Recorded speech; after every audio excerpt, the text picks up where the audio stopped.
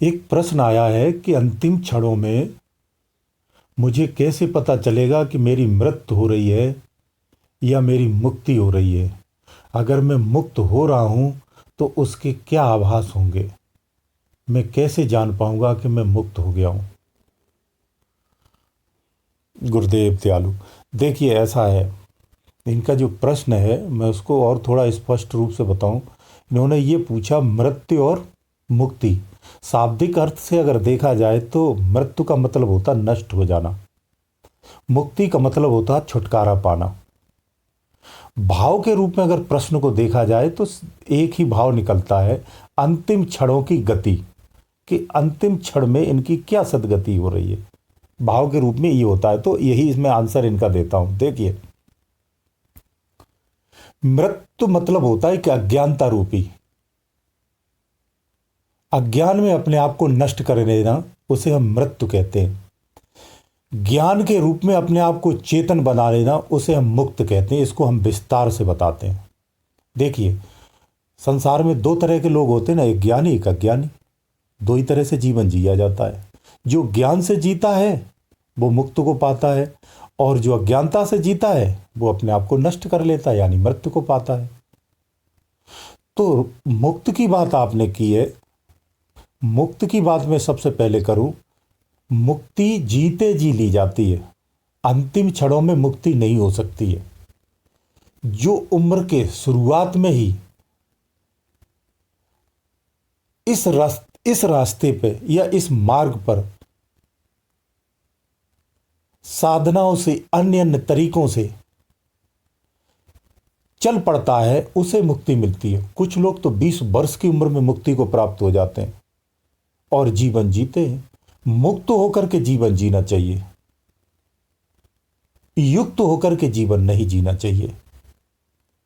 जो युक्त होकर के जीते हैं वो मृत्यु को प्राप्त होते हैं, और जो मुक्त होकर के जीवन जीते हैं वो सचमुच मुक्त को ही प्राप्त करते हैं, यानी मुक्ति को प्राप्त करते हैं।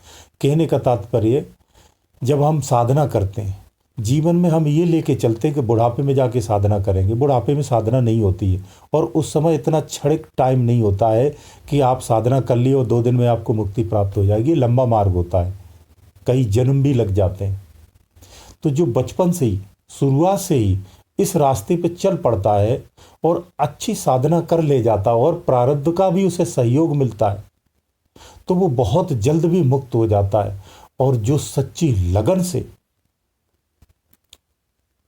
परमात्मा के लिए भजता है या उसमें आस्था रख करके संसार के कार्य करता है, निश्चित रूप से उसे प्राप्ति मिलती मुक्ति की, वो मुक्त हो जाता है। यानी जब आपकी मुक्ति होती तो आपको स्वतः से पता होता कि मैं मुक्त हो गया हूं। उसकी किसी आभास की जरूरत नहीं होती है। हमें पता होता है ना, हम पड़ोसी के घर में बैठे कि अपने घर में बैठे, आप जाएंगे तो आपको पता होगा ना मैं किस घर में बैठा हूं। ये साक्षात होता है, कोई काल्पनिक नहीं होता है। उसे हम मुक्ति कहते हैं। जो विज्ञान से मिल जाता है, अपनी साधना के माध्यम से, गुरु के बताए हुए रास्ते से चलते हुए, साधना करते हुए,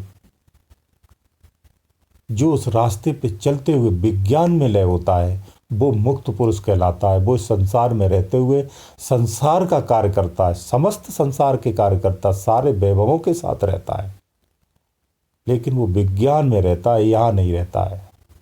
जब आप तनाव में होते हैं तो आप किसी भिन्न जगह पे बैठ जाएं तो आपका दिमाग उसी तनाव में उसी स्थान पर होता है, लेकिन शरीर फिजिकली आपका किसी दूसरे स्थान पर होता है। सेम उसकी ज़िंदगी होती है, वो तो तनाव की ज़िंदगी है, आनंद की ज़िंदगी होती है। वो इस संसार में रहता है, आपसे बैठता है, उठता है, बात करता है, संसार के कार्य करता है, लेकिन उसकी वृत्ति विज्ञान में रहती है। ऐसा व्यक्ति मुक्त पुरुष होता है। वो सरल और सामान्य भी होगा, आपसे भी सरल होगा। न उसे पहनने का शौक होगा, न उड़ने का शौक होगा, न कुछ खाने का शौक होगा, न कुल का शौक होगा, न संसार का शौक होगा, न कोई दुनियादारी होगी।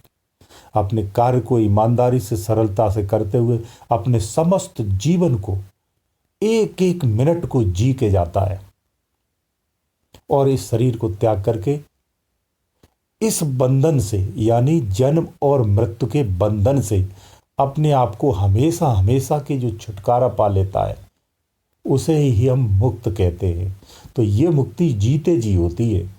जो जीते जी मुक्त होकर के विज्ञान में लय होता है और लोक परलोक की यात्रा करता है और दिन रात भर बाहर की यात्रा करके सुबह उठ करके अपने दिन का कार्य करता है, वही तो योगी पुरुष होता है, वही सिद्ध पुरुष कहलाता है, वही सच्चा संत होता है, वही सत्पुरुष होता है, वही विज्ञानी पुरुष होता है, वही परमहंस कहते हैं। संतों की उपाधि में उसे परमहंस कहा जाता है। जो शरीर की यात्रा में रहता है, शरीर के अंदर में अपने आप को पवित्र कर लेता है, उसे संतों की भाषा में हंस कहते हैं। तो मुक्ति जीते जी होती है। जिसने जीते जी विज्ञान को पाया है, उसने तो ग्रंथ और शास्त्र लिखे हैं, उसी ने तो लोगों की वर्णना की है। ये कोई बौद्धिक रूप से वर्णन नहीं हुआ है, ये बुद्धि का विषय भी नहीं है, ये बुद्धि के परे विषय है।